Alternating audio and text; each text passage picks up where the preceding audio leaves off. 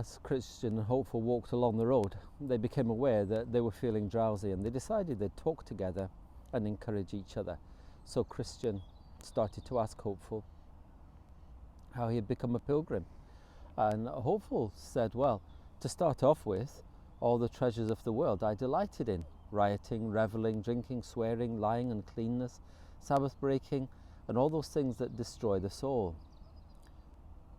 But then I heard and considered divine things, spiritual things, things I heard from you, unfaithful, and I saw him put to death for his faith in Vanity Fair.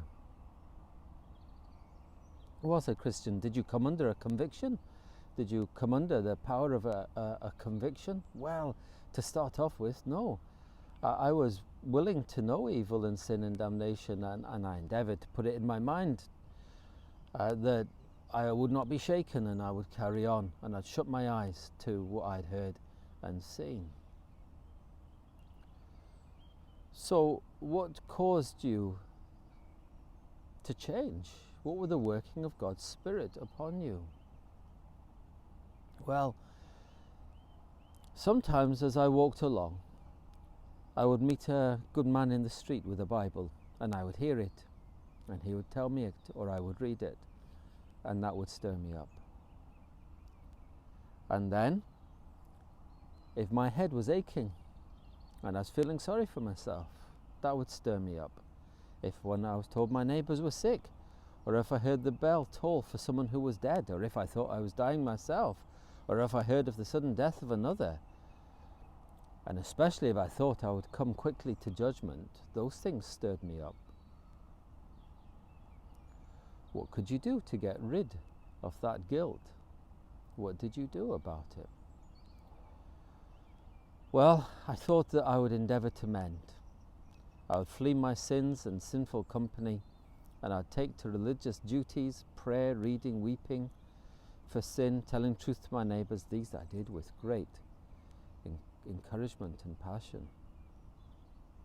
How did you think of yourself? Did you think you were doing well? Said Christian.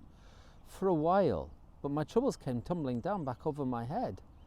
Several thoughts came to my mind. All our good works are like filthy rags. Through the works of the law, no one can be put right with God, justified. And if we try those things, they're unprofitable. My good works are like filthy rags. I felt as if I was a man who had run up £100 in a shopkeeper's debt, and I would have to pay it, or he would come and fetch me and sue me and cast me into prison.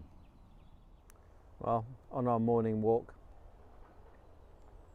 in Pilgrim's story, John Bunyan has these two men talking, and he has Hopeful give his testimony, we'd call it, to talk about how he came to be a pilgrim. To start off with, we're told that he was very happy in the city, but things stirred him up and challenged him, and he began to see his real condition before God. It was preaching, the reading the Bible, the testimony of Christians, and the death of a Christian, and these things stirred him up and made him think very deeply about what he was doing and where he was going. And that hasn't changed. God's greatest witness in this world is his word spoken by his servants, and not just their words but their lives. Now what does he do about it? Well, he tries to fix himself. He tries to get rid of his bad company and to reform himself, and for a while it seems to work, but ultimately it doesn't. Ultimately he has a big problem. He says, I feel like I owed a shopkeeper £100, and I always felt that he would come and catch me and force me to pay the price that I owed, and I couldn't, and I would be put in prison. And there's a very true statement here. We can reform ourselves, but we can't get ourselves right with God. And even our reforming of ourselves is imperfect because of the guilt and the judgment that hangs over us. And so, as the story goes on to say, what hopeful needed to do was find the Saviour, and find him who would not just help him live a different life, but who would cleanse him and pay the penalty that was due to him. A lot of wisdom in Bunyan, a lot to learn, and a lot to think about.